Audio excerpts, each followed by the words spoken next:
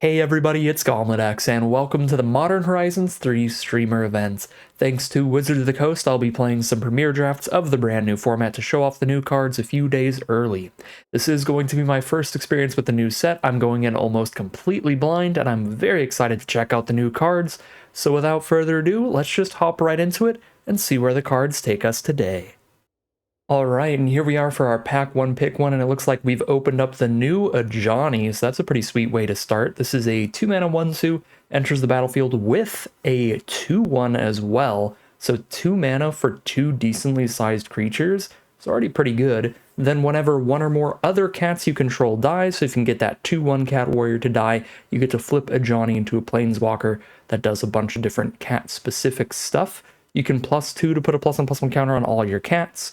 You can do a 0 ability to create another 2/1 cat warrior, and then when you do that, if you control a red permanent other than Ajani, then he deals damage equal to the number of creatures you control to any target. Pretty interesting, so it makes us want to play Boros to make that 0 ability even better, but honestly, even if we're just mono white and we don't have any other cats in our deck, this is 2 mana for 2 creatures. If the 2/1 dies first, then we can just keep using this 0 ability to spit out more 2/1s. Seems not bad at all. Actually, just seems really good overall. Let's see what we've got for pack number 2. Or pick number 2 here. We've got another white rare, so that seems like a solid card to scoop up here. 2 mana for a 2/2 flying first strike.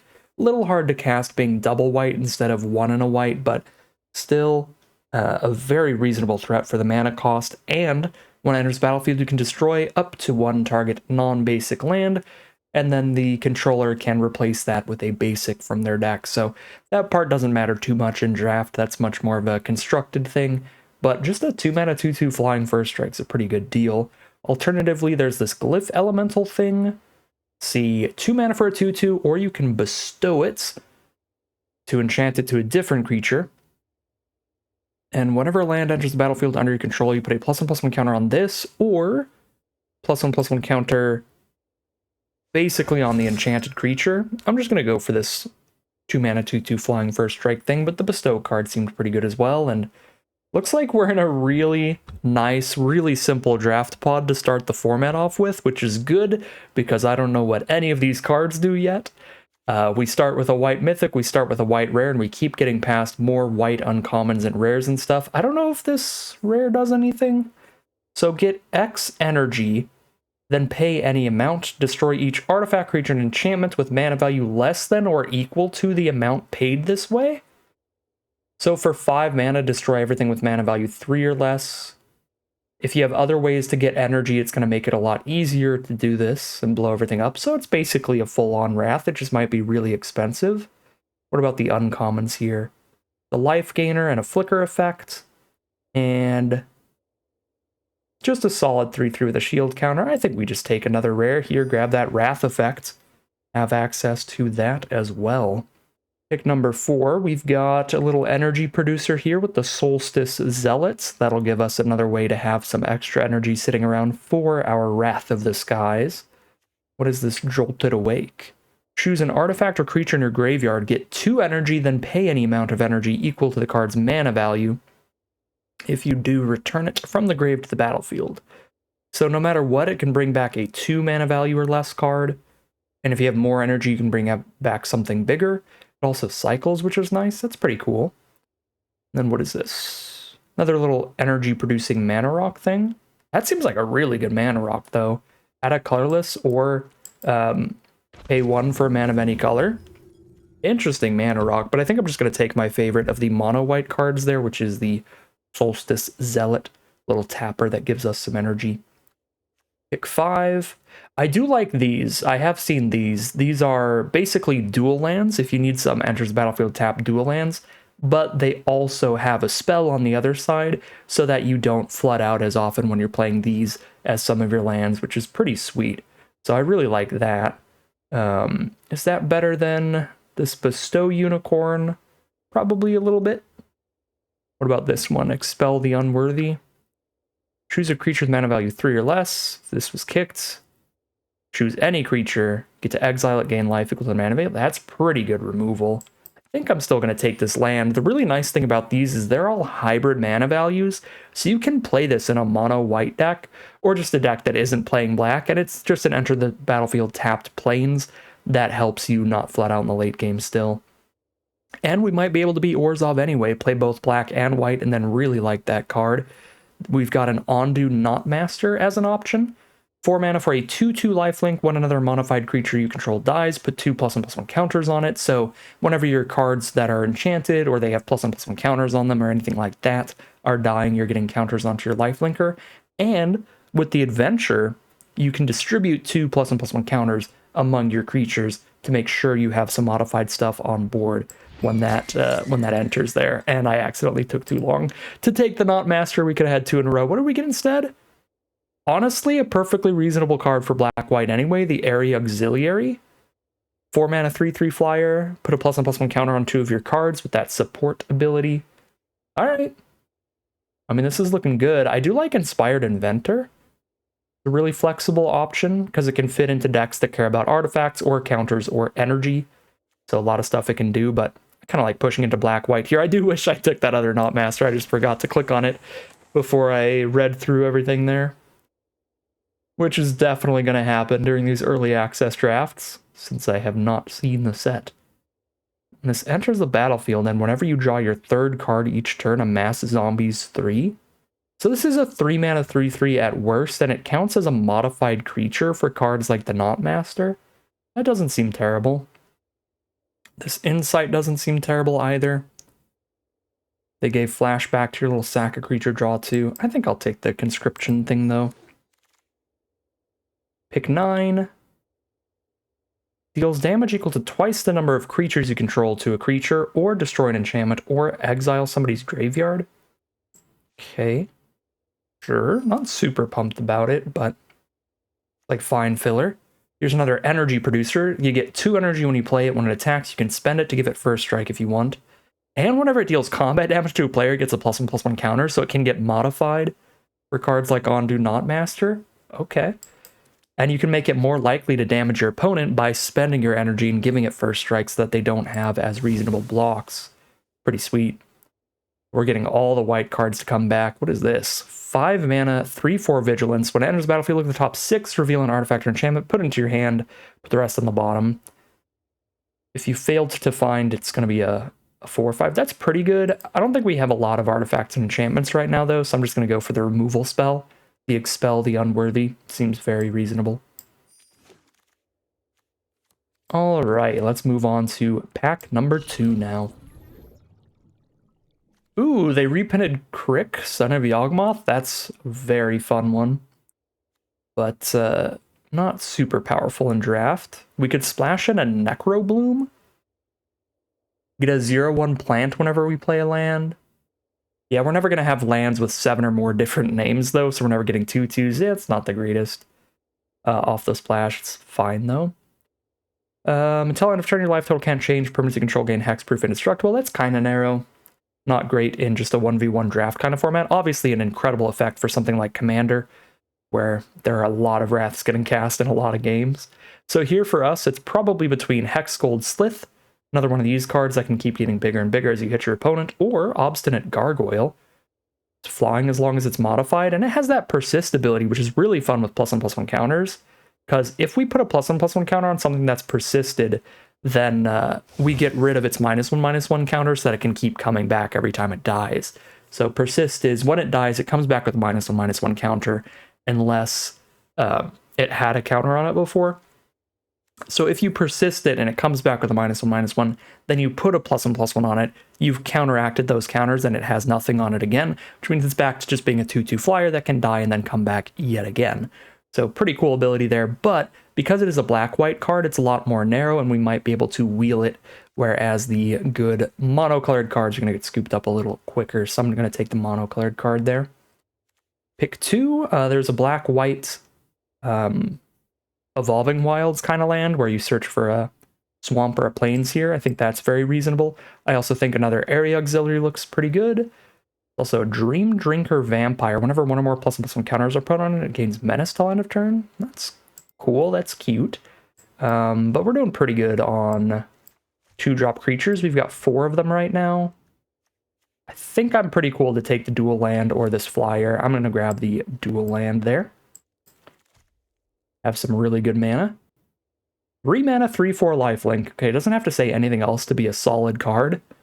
Enchantment spells have affinity for auras, and whenever you cast an aura that targets a modified creature, draw a card. Okay, so that's pretty narrow, but we do have 1 aura in the deck and a good amount of +1/+1 counters.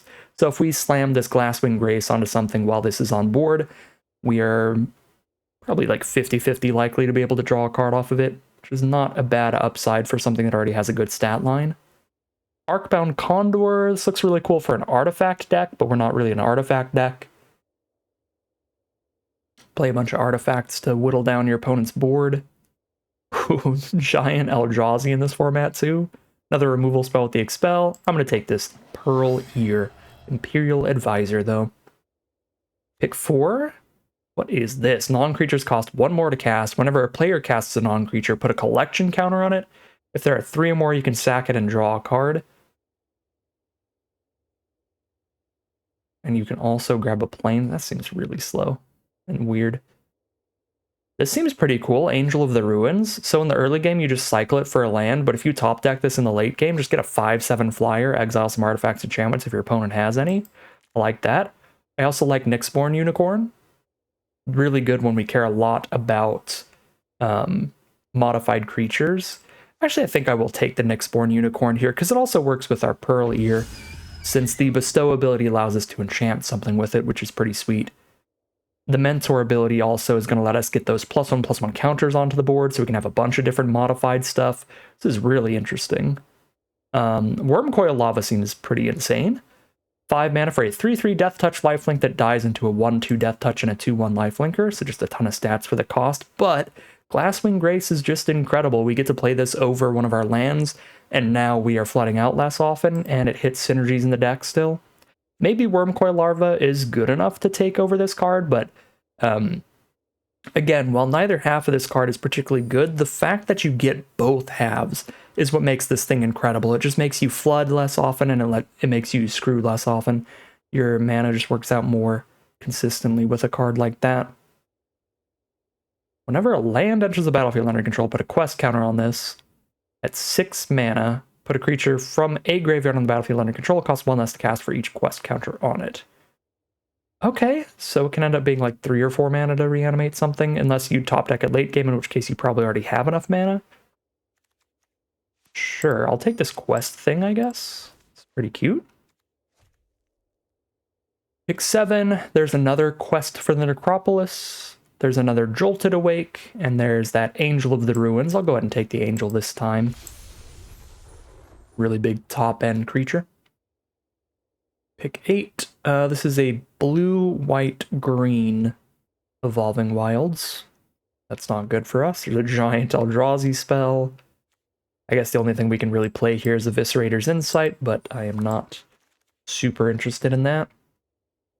Okay, pick 9. We did get the Obstinate Baloth to come all the way back around, so we'll definitely take it here.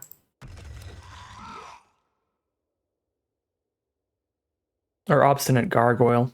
Getting mixed up with my favorite Obstinate card. The 4 mana 4/4 that gains 4, and you can put it onto the battlefield for free if somebody makes you discard it. Obstinate Baloth is sweet. Probably not playing any of this, but I'll take Buried Alive just because it's a cool card. Just search your library for any 3 cards and put them all in your grave. 3 creature cards, I should say. Great for reanimator strategies. Got the removal to come back around, let's go. Oh, it is the controller of whatever you exile that gains the life, so it's more of a Swords to Plowshares than like a really good removal spell. But it does still deal with whatever you need to deal with. Exile whatever you need to.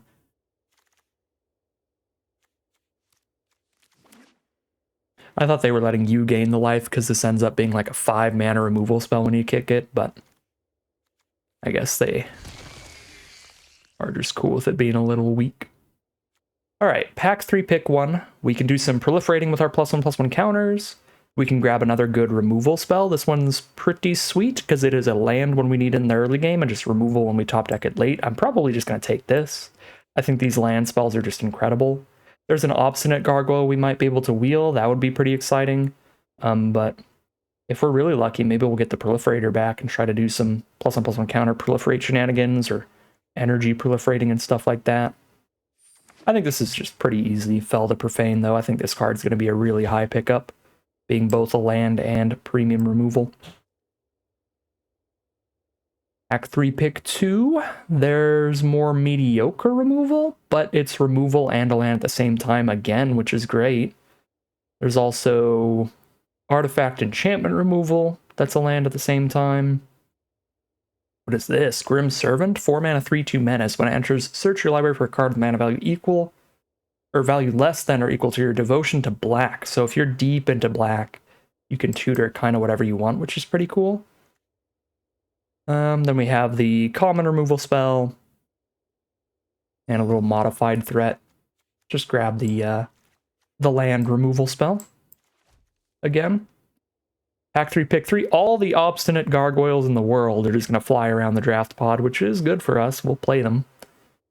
And I don't think there's anything else for our deck here. Refurbished Familiar seems good if you have a lot of artifacts. If you can cast this for 2 mana, it's really good. And at 3 mana, it's still decent. 3 mana, 2/1 flyer, make your opponent discard a card. Still think we would prefer the Obstinate Gargoyle. Alright, pick 4. Not super into the Conjurer. Ooh, Envoy of the Ancestors gives all of our modified creatures lifelink, and it modifies itself with the Outlast ability, letting us tap it, put a +1/+1 counter on it later. Sure. Marionette Apprentice is a really fun one. Every time any of our stuff dies, we're draining our opponent for a life, and there's our 50th Obstinate Gargoyle. Let's take the Envoy, though. That seems pretty awesome. Act 3, pick 5. Here is a land or a creature, the Boggart Trawler. The creature itself is not that good, though. 3 mana, 3/1. I'd say the spell half of this card is quite a bit weaker than the spell half of pretty much all of our other lands right now. Still probably better than like a Dream Drinker Vampire here. Maybe not. Or maybe the Gargantua was better or something. I don't know.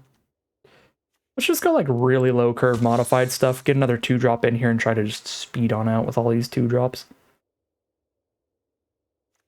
Just suit them up real quick. Oh my god. That is so cool. But we are so far away from that thing right now. This 5-color Eldrazi build around. We're probably on the Solstice Zealot or the Transmigrant. Take the Transmigrant here. This seems nice. We can just get a creature on the board really early, and then later in the game, we've got a bigger modified creature coming back. The Creation of Avacyn. Search your library for a card, exile it face down, then shuffle. Turn the exiled card face up. If it's a creature, lose life equal to its mana value. You can put the exiled card onto the battlefield if it's a creature. If you don't, put it into your hand. So it's like a really slow tutor. I think I'd rather grab this Living Weapon card. It's just a 1 mana, 1/1 flyer, but you can move it around later. And it counts as a modified creature because it's technically a germ that is equipped. So it is a modified germ. And now here's a Nyxborn Unicorn. Actually, another black-white duel there. Black-white fetch land. The Conniver, another Obstinate Gargoyle, another Solstice Zealot. Actually, our artifact enchantment count, I think, is getting pretty high for this to be just a good top-end card for value. 5 artifacts, 6 enchantments, yeah. So we just grab a couple of these at the top end of our curve, and they're 2-for-1s that make sure that we're keeping up in the late game. Making sure that we still have spells to cast, because now, boom, here's a 3/4 Vigilance, and I draw my Unicorn or my Gargoyle or anything like that. Cards actually ended up being pretty decent in this deck. There's a lot of artifact enchantments in the format.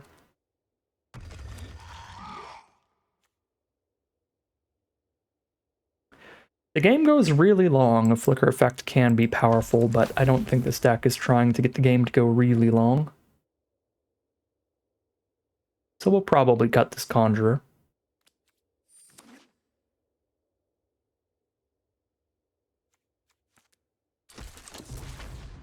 All right, let's build this deck. We get to cut quite a few cards here. I know what Vault Progress is.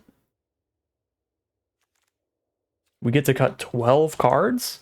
I think quite a few of the cuts are going to be lands, because we've got 1, 2, 3, 4. Is that it? That's still quite a few. Yeah, 4 land spells. So we can cut like 2 lands right now, just immediately. And it's kind of like we're on a either, let's see, 15 plus 4. We're on like a 19 land deck or a 15 land deck, depending on when we draw the lands and when we draw the spells, because these are flexible. We can play them either way. I think that feels pretty good. I think generally the guideline, at least back during Battle for Zendikar, was to cut like 1 basic for every 2 modal lands that you have, because you do want to play them as spells some of the time.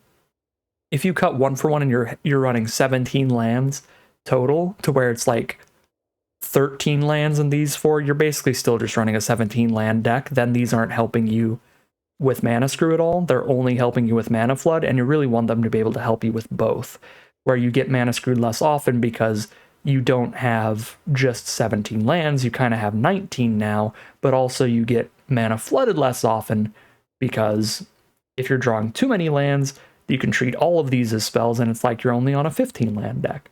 So you want to kind of hedge your bets there. You don't want to run 17 lands plus all of these and just be only on Mana Screw prevention, but you also don't want to cut lands 1 for these and only be on Mana Flood prevention, if that makes any sense. Anyways, we need to cut 10 more cards still, even after cutting a couple lands there. Let's get started on that. I think I'm going to try to speed up this deck, cut these Distinguished Conjurers that are really slow, probably cut this 7-drop Angel of the Ruins, and just try to curve out with some nice efficient creatures like Hexgold Slith and stuff, maybe suit them up with some modified cards, and just get a lot of early damage in. So I definitely want to keep all the auras alongside this Pearl Ear. We're definitely keeping Ajani. Are there any of these 2-drops we'd want to cut? Not really. None of these 1 or 2-drop creatures. Cut some higher mana value stuff, like this Mindless Conscription. We have no way to draw a 3rd card in a turn in this deck. The most consistent way to do that would be to cast a spell that draws 2, because you're going to draw a card during your draw step. Then in main phase 1, you just cast something that says draw 2, and boom, now you get to amass again. So probably really going to like blue-black, but in our deck, it's just a 3-mana 3/3 modified creature, and I think we have more than enough ways to modify things right now. We don't need a 3-mana 3/3. Solstice Zealot might be a little slow. I do like that Tapper ability, though. Probably still cut it for all the other 3-drops. Then the creature count out here, 17. Pretty perfect. For a really aggressive deck, and I think we want to be a really aggressive deck, so I don't think I want to cut any more creatures. So Expel the Unworthy is awkward removal for a pretty aggressive deck then, because your opponent is going to gain the life whenever you do this. Its controller gains life equal to its mana value, yeah.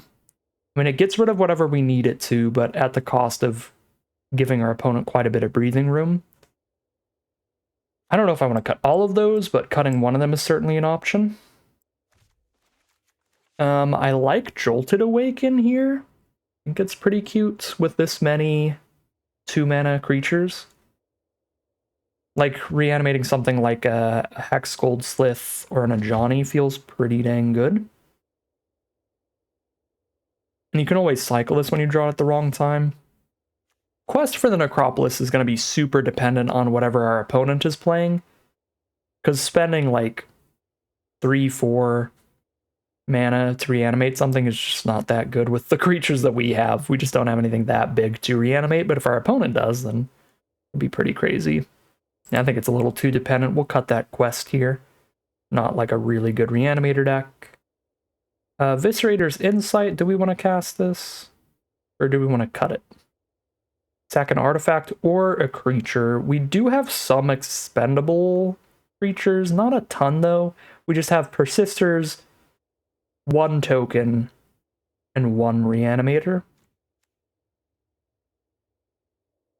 Like, obviously this is really good with the persisters. Yeah, I don't really have any other card draw in here. But I've got flood prevention, which is somewhat similar, but not exactly.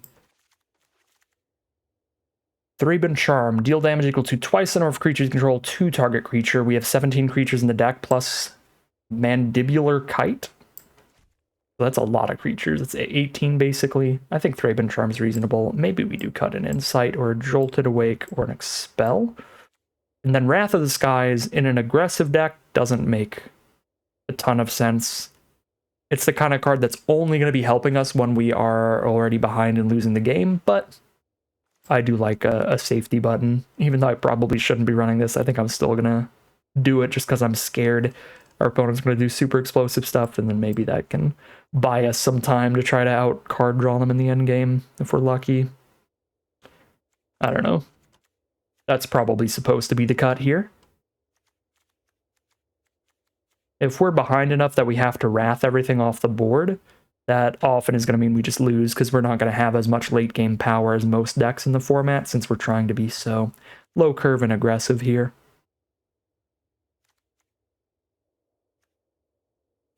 Yeah, sure. We'll cut 1 Jolted Awake, cut the Wrath, cut an Expel. Still need to cut 1 more card. I'm going to keep the Insight in here. We'll cut 1 last Expel here. Because I still have not a ton of removal, but I have like 4 removal spells, maybe just 3. We've got Thraben Charm, we've got Razorgrass Ambush, we've got Fell the Profane. That's 3 removal spells. Do we have any creatures that remove things? No. Yeah, kind of low on removal, but our other removal options gain our opponent a bunch of life, which doesn't seem great. Definitely great for slower decks, but probably not the best for this. So I think this looks pretty reasonable to me, and we're going to go ahead and call it a deck here. Alright, so here's a look at our very first deck of the Modern Horizons 3 draft format. I'm super excited about this one. We're showing off the black-white modified archetype. So as you can see, we have some cards like Envoy of the Ancestors that's going to give all of our modified creatures lifelink. Cards like the Ondu Knot Master that's going to get some +1/+1 counters whenever a modified creature we control dies. And Pearl Ear that can draw us a card when we cast auras on our modified permanents. So there's a lot of cards that care about having modified cards, and then tons of different ways to do it. So modified creatures are basically any creature that has been changed from its default stats with an equipment, an aura, or a counter. So you can do it with +1/+1 counters that you get off of cards like Ondu Knot Master. The Hexgold Slith puts +1/+1 counters on itself. The Dream Drinker Vampire puts +1/+1 counters on itself. The Mentor ability can put +1/+1 counters onto other attacking creatures. And then, of course, not just +1/+1 counters, but you can modify your creatures with auras like Nyxborn Unicorn, Glasswing Grace type spells, and equipment like Mandibular Kite. So there's tons of different ways for our creatures to be modified to help with all of those modified payoffs, and to also make sure that our low curve of creatures can stay relevant later in the game, because we have plenty of ways to make them bigger and just big enough to compete with later game bigger creatures. So really fun little archetype here. The other thing we really have going for this deck is a lot of the modal double-faced lands. I think these are going to be really nice cards in the format. Cards like Razorgrass Ambush, Fell the Profane, and our couple copies of Glasswing Grace, because these are going to be lands if we have them in our opening hand, and we need to play a land every turn up the curve, but they're also going to be spells when we top deck them late. So all of these cards help make sure that we get mana flooded and mana screwed less often, and our lands just kind of show up when we need them. So really nice spells that I'm happy to have access to here. So looks like a really sweet deck. Super excited to see how it plays out. Without further ado, let's hop into the gameplay.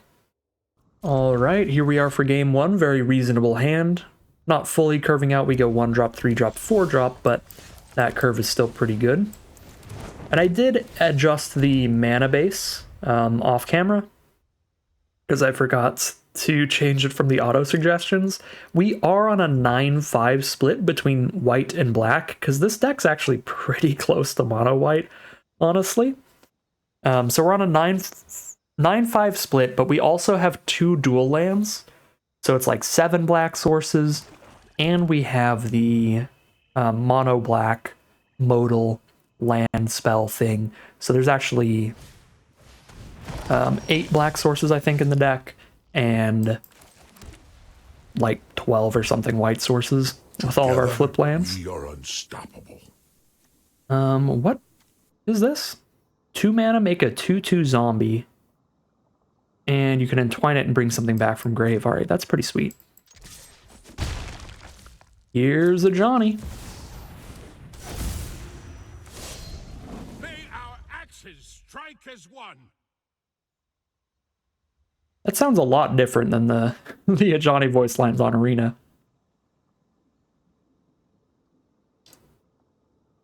This one's a lot more aggressive. You can tell too, because somebody just followed the Twitch stream, so we got that little Ajani voice line in the background. The I'm proud to fight by your side, or something like that.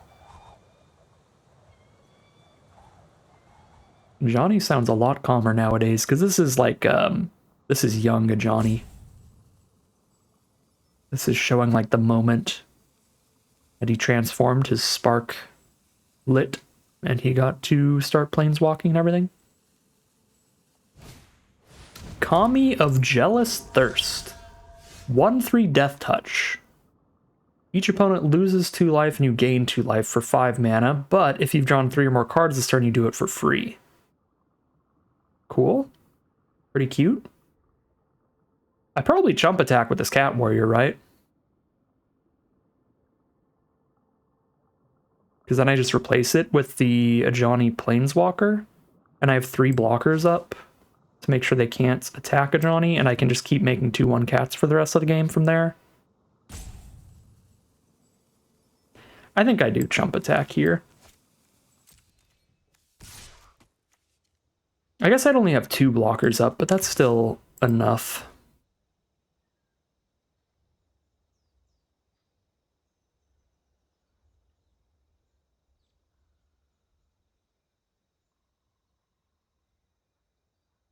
Especially when Ajani hits with 3 loyalty. I only need to block the 2/2 zombie. Then Ajani just takes like 1 damage from the Death Toucher. Yeah, so no blocks from our opponent. And here is Pearl Ear. And next turn is going to be wild. We just drop this auxiliary. Get a +1/+1 counter on 2 of these creatures. Going to be pretty strong.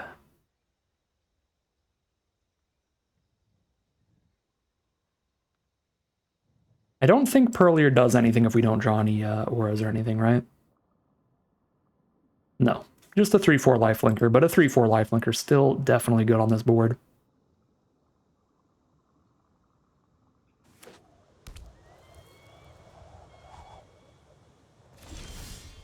Alright, pass the turn from our opponent.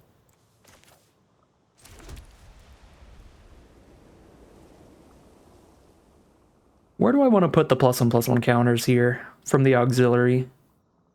I want to put one on this Cat Warrior so that all my creatures are big enough to attack into that and trade in. That Death Toucher. Probably that and the Flying Germ. And then I can also move the equipment around and the Germ will stick around. Which seems pretty good.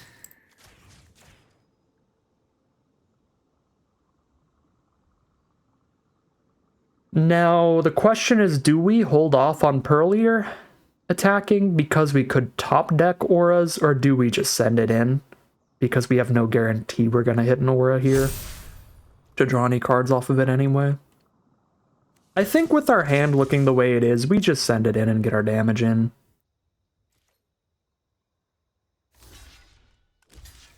Because, like, we already have some follow through here for extra damage. Even if we do, like, immediately top deck an aura, try to draw the card off of Pearl Ear, and obviously if we don't top deck an aura for another few turns, then it is better to just send in for damage here than it is to have Pearl Ear just sit here and do nothing for several turns in a row. earlier can just help clear a path.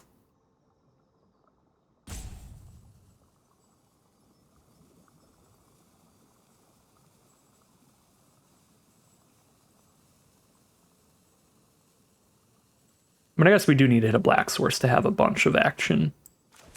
Otherwise, we just have a Slith for now. All right, cool.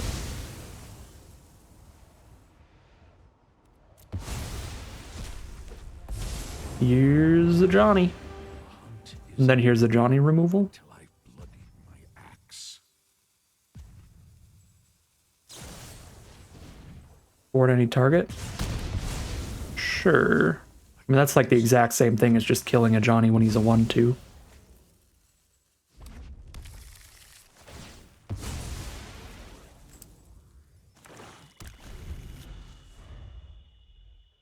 I guess it costs less to do it. Yeah, it costs less if it targets a multicolored permanent. Or if an opponent controls a multicolored permanent. Alright, so that's cute. They got to get the cost reduction and then grab their land. So that's why they waited until Ajani flipped. But yeah, we couldn't have done anything about that, because even if we never tried to flip Ajani, they could have just shot Ajani as the 1/2 body. Alright, they're at 14 life, facing 5 power flyers here. But there's a 3/2 flyer of their own. What does this do? When it attacks, they can get counters onto it. Okay. But that's only when it attacks, not when it blocks, so we can just send in. Drop the Slith. And this is looking pretty bad. Obviously, the mono white keep was a little bit risky, but I think we only had 2 black spells in the opener. And again, our land counts are pretty good in this deck. Maybe I overcorrected towards white, but I still have like 8 black sources in here. That's still quite a bit. That's still statistically like 1 out of every 5 cards. We've drawn 4 or 5 at this point. Outside of the opener. So statistically, soon-ish, we hopefully find that black source. Worst case scenario. I mean, I suppose statistically we would have found it a long time ago, but it just keeps getting slightly more likely every turn that passes and we don't find one. Let's see if there's some flash creature I don't know about here that's going to just demolish my Slith because I didn't give it first strike.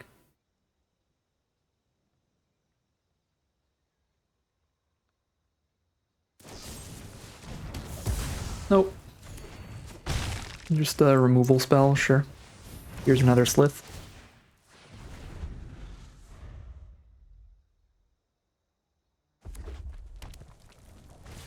Five mana now. There's a big 4/4.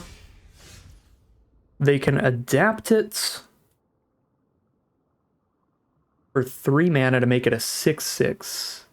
And they draw 2, lose 2? Oh my god, that thing is nasty. Alright, well that's a good card.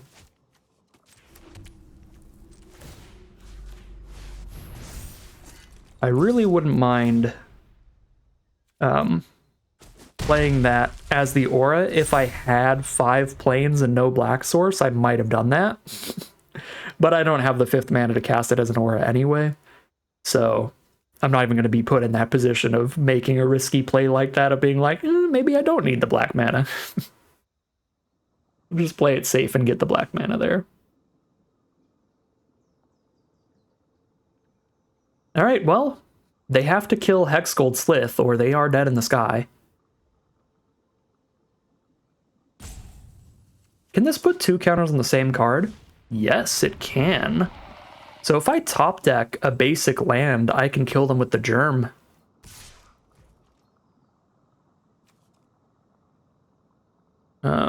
Pretty quick.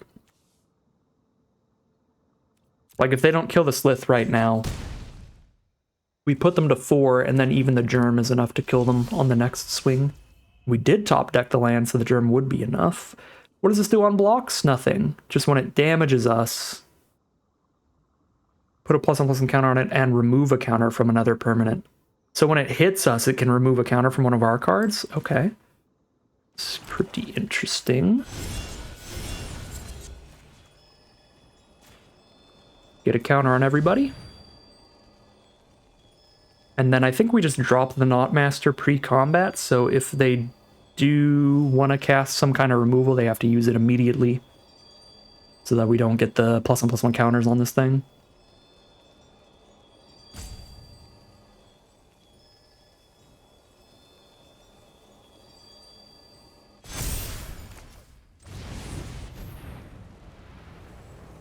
And I guess just holding the mana up for the insight would be okay as well.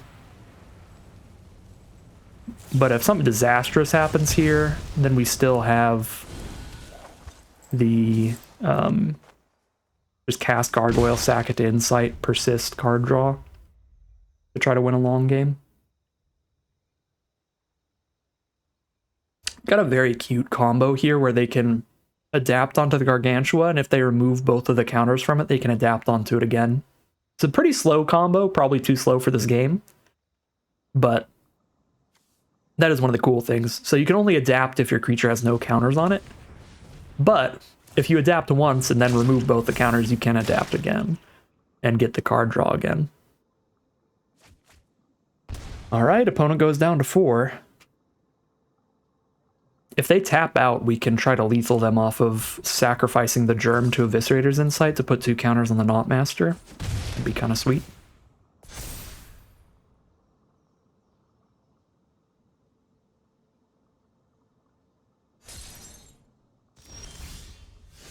It would be risky, though. It would certainly be risky, because then if they have removal for Knotmaster, it's not good for us at all.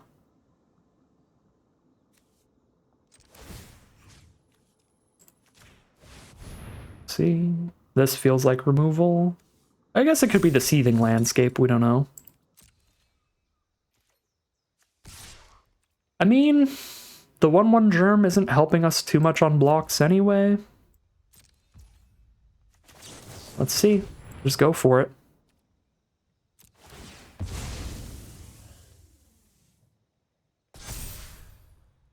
Five power. Alright, 5 power in the sky will get there, and we start things off 1-0 heading into game 2. Alright, here we are for game number 2. There's a Ajani turn 2 again, so I think that's just a snap keep, right? We've even got the Jolted Awake if they kill him.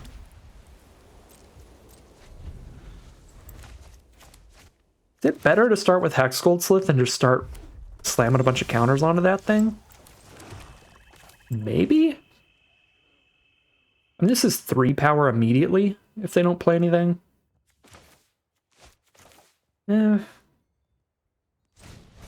This might be wrong, but I'm going to start with the Slith just because I really like starting that snowball as quickly as possible.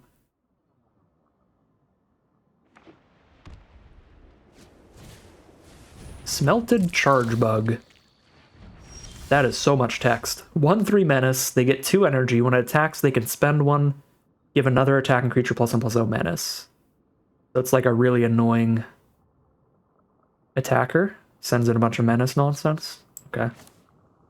Well, it's also 3 toughness, which stops the Slith for now, but if we top deck a land, we can slap the Kite onto it next turn. It's just a Ajani and pass. Even a first striking Slith is not good enough to attack into a 1/3.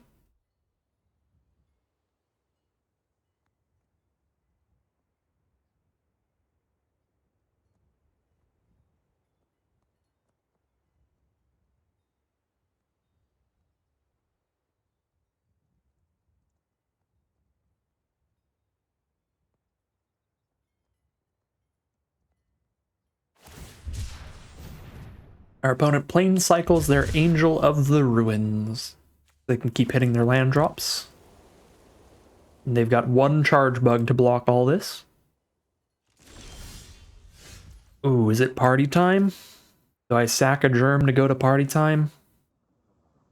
Kind of feel like I sack a Germ to go to party time. Goodbye, little Germ friend. Boop boop. One Power of Menace, hit Ajani for one. I'll chump attack here. I think that's fine.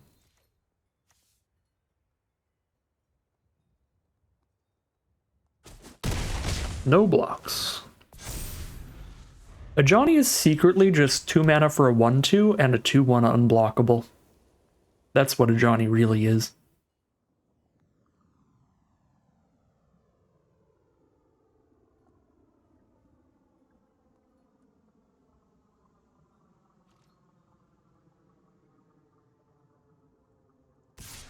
Ooh, send it in. Alright. Got some real good blocks here for 4 mana. Oh, they've just got a Wrath. Fair. Fair enough.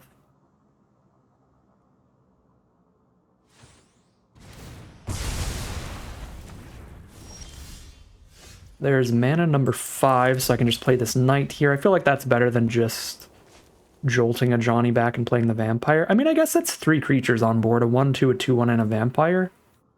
It's certainly not bad.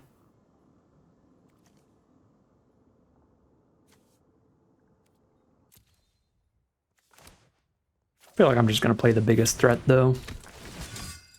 And do some digging.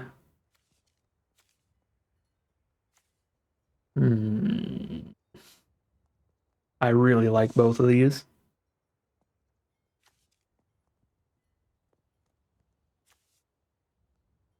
I really like the fact that the Unicorn can buff up a creature, and then also when the creature dies, it'll leave behind a creature as well. Whereas with this, as good as it is, if they play one removal spell like Exile Target Creature, I do get fully 2 for 1. Whereas if I put the Unicorn onto something and then they exile it, I still have the Unicorn. The Unicorn falls off, stops being an aura, but it's still a creature on board. So. Plus, it's really good with this Vampire. Putting a +1/+1 counter onto it multiple turns in a row with the Mentor ability would be pretty sweet. Also, mana-wise, it lets me jolt Ajani back to life and bestow the Unicorn the same turn. I can't do that with the 5 mana aura because I only have 5 lands. Ooh. Arena of Glory, they got to exert to give haste to this big Skyclaw thing. That is cool. Okay, so we jolt Ajani awake and drop a Unicorn.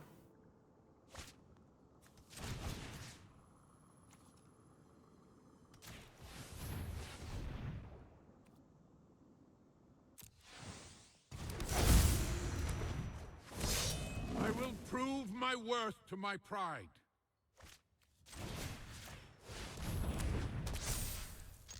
No mentoring this turn because there's no other attacking creatures, but we're still jamming in for 5 with a big vigilant threat.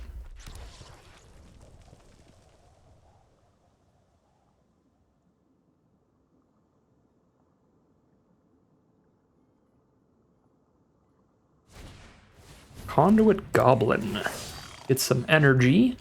They can spend that energy to give a creature +1/+0 haste. That is super aggro. If they don't deal with the 5/6, we're probably fine. I mean, I guess if they play another dragon, that's pretty bad.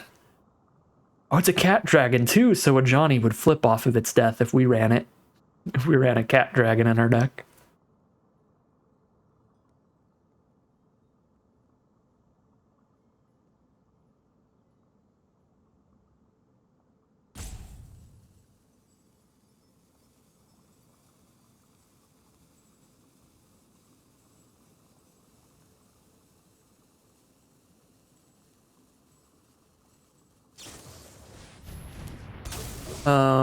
This redoes enter the battlefield effects, right?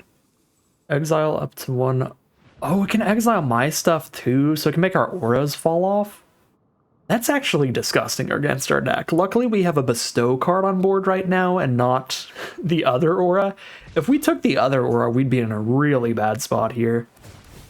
Because it would just completely fall off and never come back. Oh, it can hit tokens too?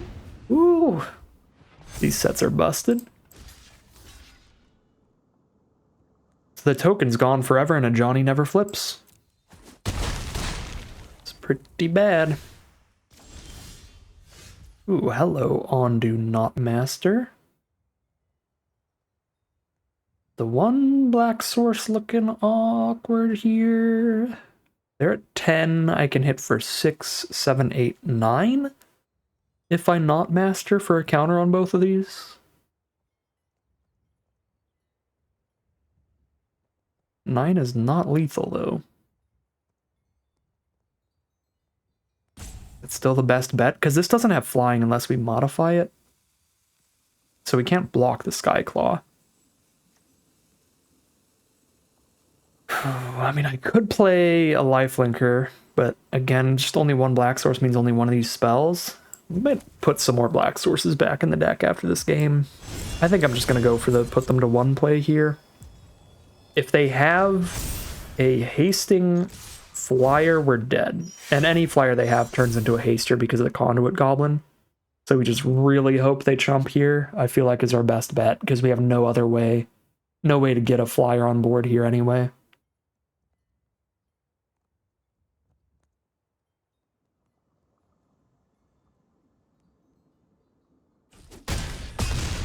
I guess they don't have any energy left to give anything haste, but the Arena of Glory can do it. Regardless. So if they have a 5 power flyer, that's death. If they have removal plus an extra 3 damage, that's death as well. Actually, no, because I can still block with the unicorn. If they kill the knight. If they're trying to kill us on the ground. And they need the extra goblin damage. It's going to be a really close one. I mean, even if we die right now, it's 1 life to 0. Oh, I think this thing probably kills us, right? Create 2 gremlins, give the whole board haste. Yeah, that's pretty nasty. That's just death. That's kind of busted. And we are 1-1, heading into game number 3. Here we are on the play for game 3, forgetting to add another swamp or 2 into the deck in between each game. That's fine, because we have a swamp in the opener. Apologies for the pill sounds, I gotta take some allergy meds. I've been coughing a lot between games. But you know how it is. We gotta work through the illness, get you that content day 1.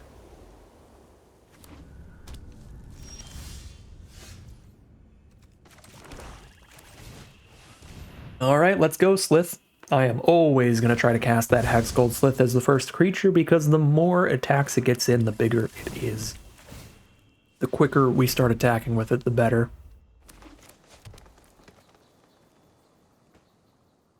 Do not kill him. You can look, but you cannot touch. They touched. That's so rude. That's a really premium removal spell. It's instant speed removal. And it gives you extra value later for a +1/+1 counter. Pretty sweet. Well,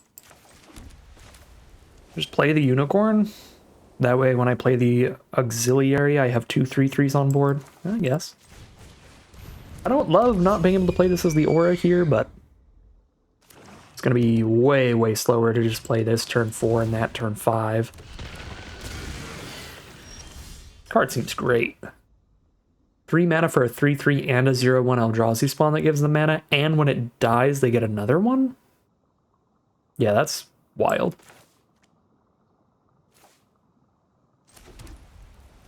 Well, now I have an Envoy to play.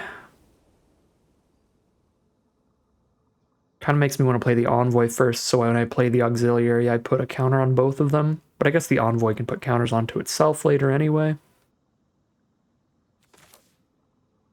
Yeah, it's close, but I will still just play the flyer.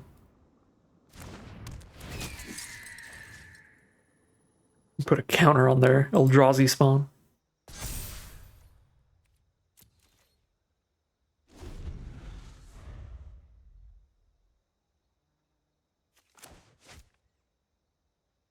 I like being mana efficient here as well, because this means a top decked land gives us access to Envoy and Thraben Charm. We get to double spell next turn. We can't do that if we cast Envoy right now. I guess if I top deck a land, then I could, like, outlast onto the Envoy and cast Auxiliary in the next turn. So we'd still have, like, a good play next turn.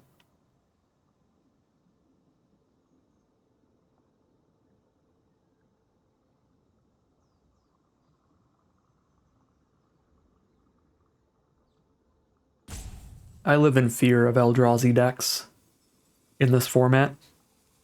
I've still never played against one, and I haven't seen most of the Eldrazi cards, but I've seen some of the big Eldrazi mythics and stuff, and I'm like, if they just ramp to like 9 mana, we probably just face explode. Quintorius is no longer. That's more ramp. They put a counter on it and get a spawn at the same time. Grace is a pretty sweet draw. Making this unicorn flying lifelink could be completely game-ending if our opponent doesn't have more removal in their hand, because then we hit them for 5 and gain 5, and we hit them for another 4 with this because we mentor onto it. That's, in fact, so game-changing that I think I am supposed to play this as a land and either go for it or just do that so that I have the mana set up to do that next turn and just play the Envoy and the Thraben Charm right now. They have a second Wither and Bloom. This is going to be pretty bad, but we're early enough in the format. I don't know what else they could have, so I'm just going to go for it and hope it's not exactly a second Wither and Bloom. Big schmoves.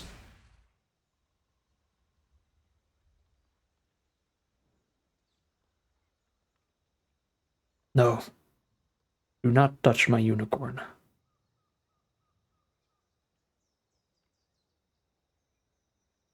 This is a 3-turn kill. Destroy target enchantment, kill the unicorn and the aura? Well, GG. Gross. Wow, this is really flexible. Collective resistance. Talk about a blowout there. Get 2 for 1 real bad, and my shields are completely down now. Almost a 3 for 1 as well, because I had to play my removal spell as a land to do that.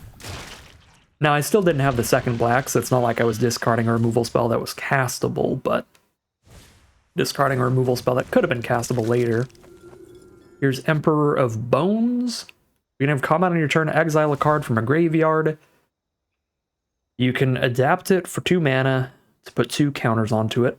And whenever 1 or more counters are put onto it, put a creature exiled with it onto the battlefield under control with a finality counter, give it haste, and sack it at the end step. Jesus. So it just slams it onto the board attacking us. That's pretty nuts. It's 9 damage here, sure.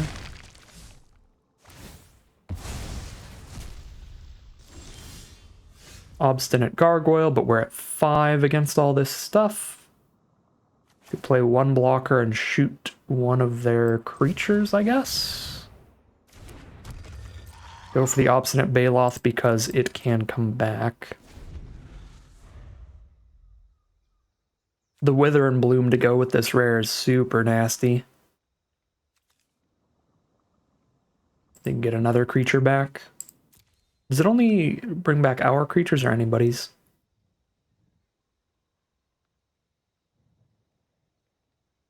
Anybody's. They don't have any creatures in grave, though.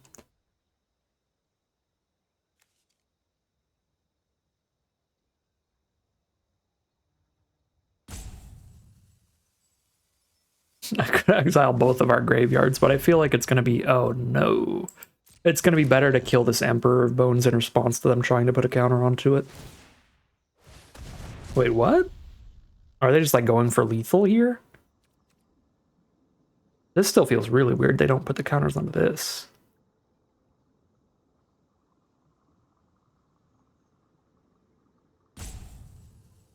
Oh, I guess they'd have to wait for combat. Yeah, that's the problem, is they'd have to wait for combat to exile a card, and then, because the Wither and Bloom is a sorcery, they wouldn't actually be able to get the card attacking us until next turn anyway. Okay, I see then.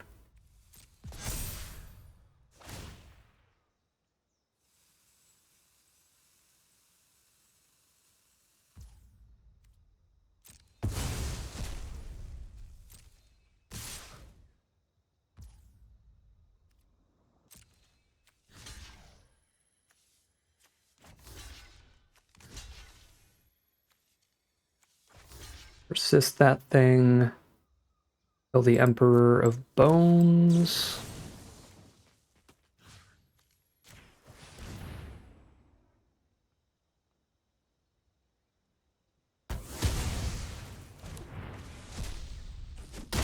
Go to 2. This Wombat's like a 5/6 if they adapt it. But now our board has lifelink off of this Envoy.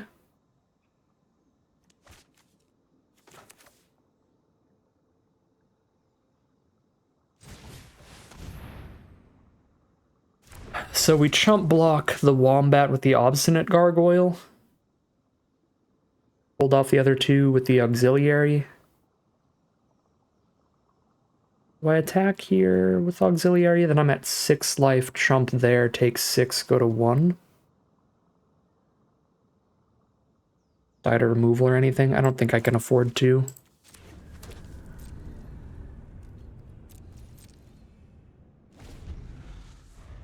I guess I don't quite die to removal, I just have to chump with the Envoy.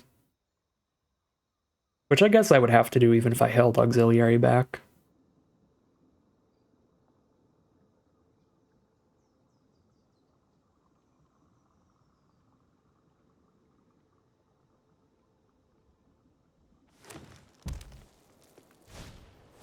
Evolution Witness.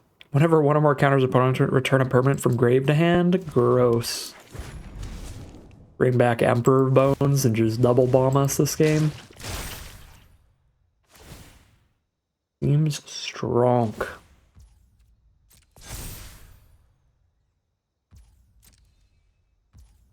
Oh my god, yeah, and it triggers twice because the Wombat. Pretty nasty.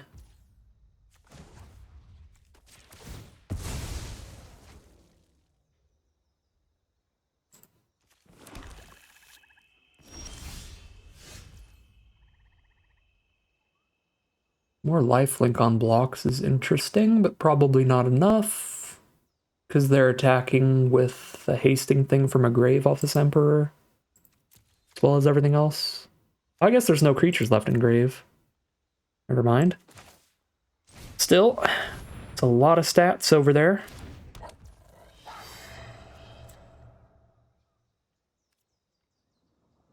I'm gonna outlast this. If I die, I die.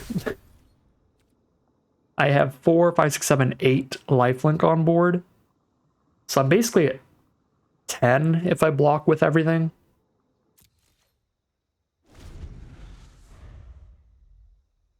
And if I have to block with everybody to the point where I lose the Envoy as well, then it's like, alright, no more lifelink on the board. Probably just got us there.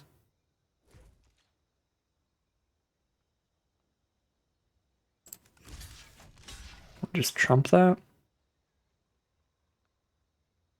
If we top deck like perfectly, we might be able to just hit them 4 times with a lifelinking 4/4 flyer.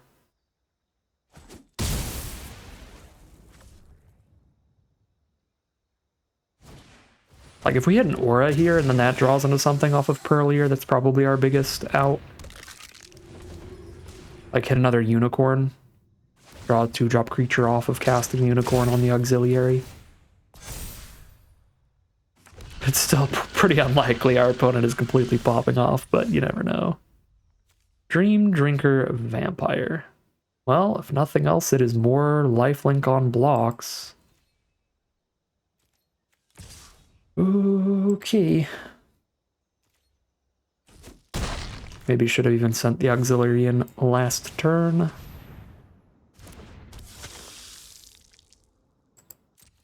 Don't think I can outlast Envoy here.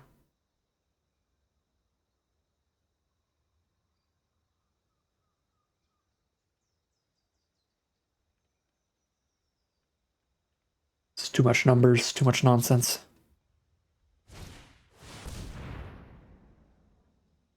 Yo! All right. Put 1,000 counters on that, get reach and trample, and we are super dead to all the trample for sure. RIP.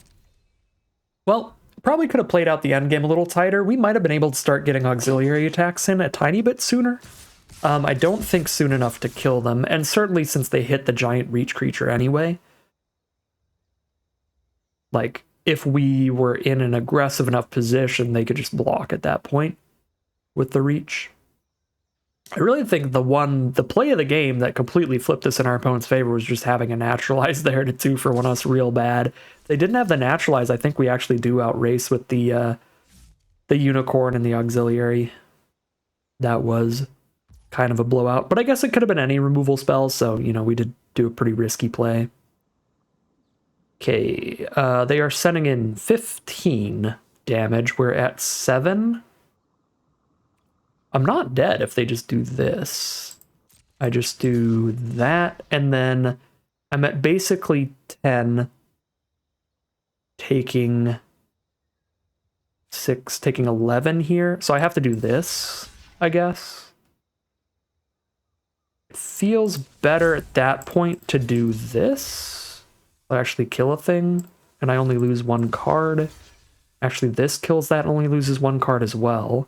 And then I get to keep the envoy, which is more important.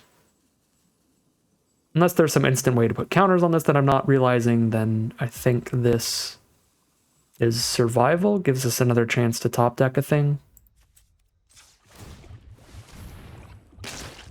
I don't know what we could have that would get us there at this point, though. Alright, cool. Swamp is definitely not it. That is certainly death. But we can send a message, put them down to 8.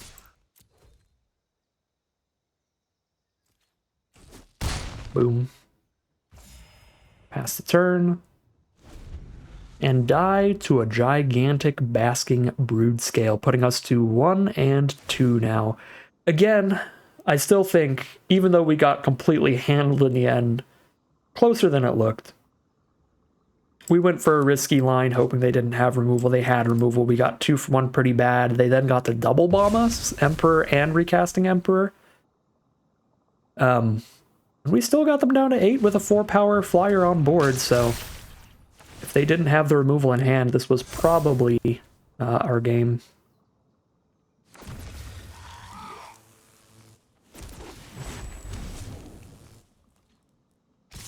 Alright, cool. That is lethal on board. We're heading into game number 4. Alright, here we are for game 4. Excellent mana in this hand. Actually a little bit low on white sources, but we can use the landscape for another one of those. Ooh. Yeah, I'm loving this hand. I guess the Knot Master doesn't look super good with just 1 creature right now. Oops. That's gonna happen a lot. At least you can undo the mana. That's really nice. I feel like that's gonna happen a lot in this format. A lot of accidentally tapping the landscapes for mana instead of sacrificing them. But since you can undo it, it's fine.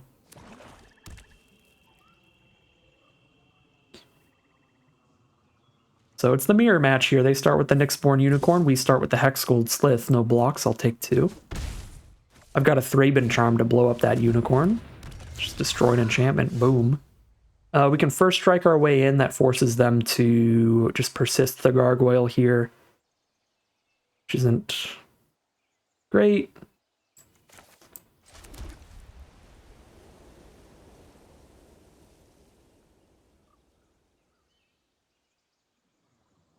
Still feels decent. It feels better than just not attacking here.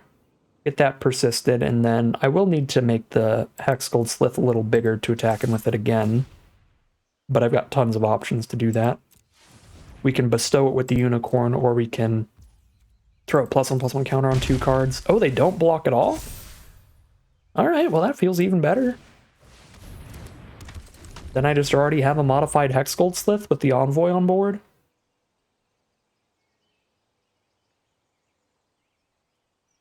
I'm surprised they didn't persist the Gargoyle. But I guess I only get the first strike 1 time, so now they're like, well, now I can just block it in the future.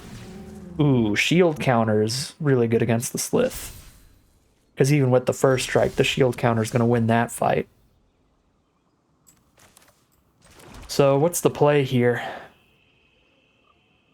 Can put a counter on both of these with the Not Master and then hold up a Thraben Charm to ruin their blocks. Or I can just bestow a Unicorn to the Slith, attack both. This is 5 power, that's 3. But I'm tapped out. Feel like it's probably Not Master, hold up Thraben Charm here. Well, hold up. Because that would still be 3 toughness, which just trades into a shield counter, which is pretty bad. If I make this 4 toughness, they have to double block it. They also have to double block this, so I would trade into one of these in a shield counter with either of these. I guess Slith trades into Gargoyle and the shield counter. The Gargoyle persists, and they just let the Envoy in. This is kind of rough.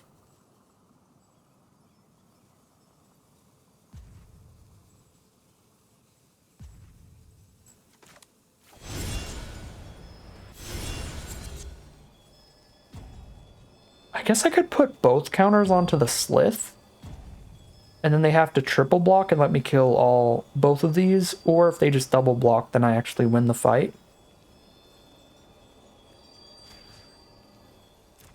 Yeah, I guess I can do this, right? And then if they triple block, then I'll just kill the Unicorn and the Gargoyle and be cool with it. If they double block, then I can Thraben Charm to make sure the Slith sticks around. Okay, so we can Thraben Charm then. And the Slith sticks around.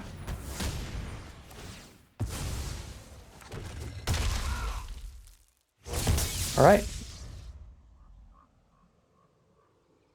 Yeah, that way, if they did triple block to play around instant speed removal, we'd go ahead and kill both of the 2/2s and then just post-combat outlast the Envoy for a counter onto it.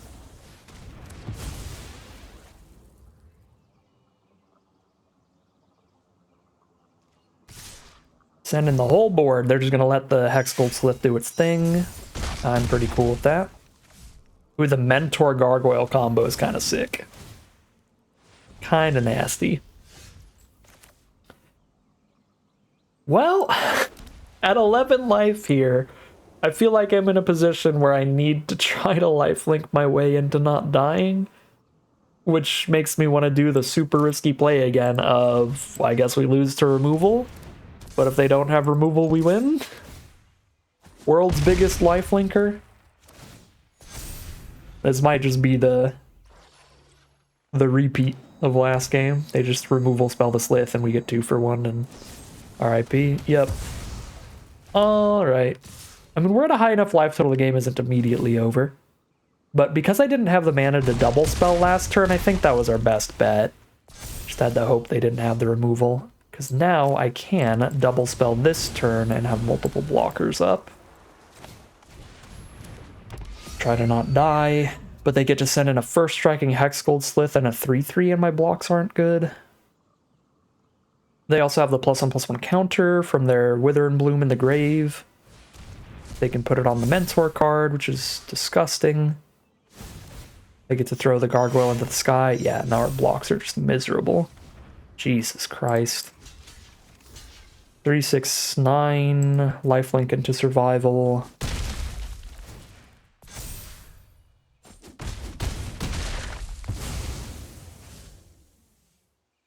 Die to a flying Gargoyle.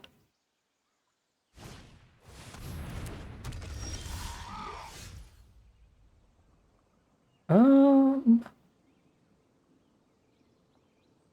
4 power lifelinker, we block a 4/3. We're at 6, taking 1, 2, 3, 4, 5, 6, 7, 8. That does not survive, so I have to knight into something.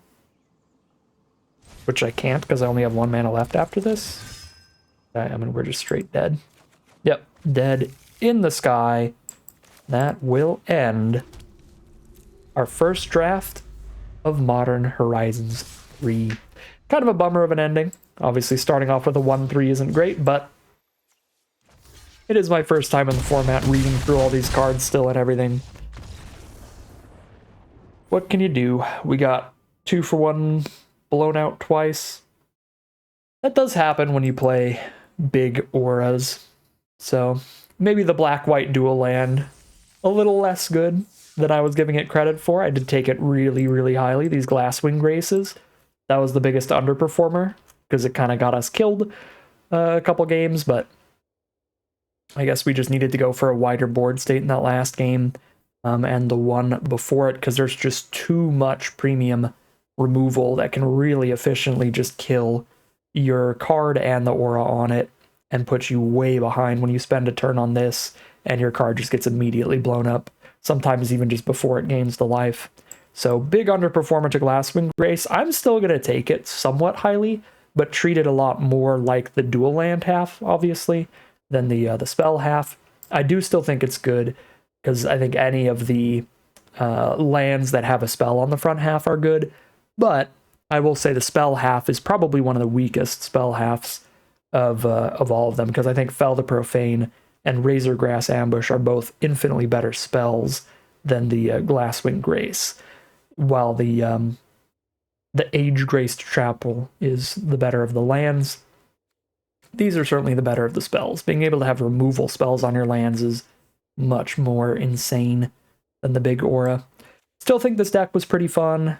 I think it's definitely viable. I mean, as we saw from our last opponent, they just had more of that really efficient removal, the 2 mana -3/3. I just don't think we saw any of it in our draft pod.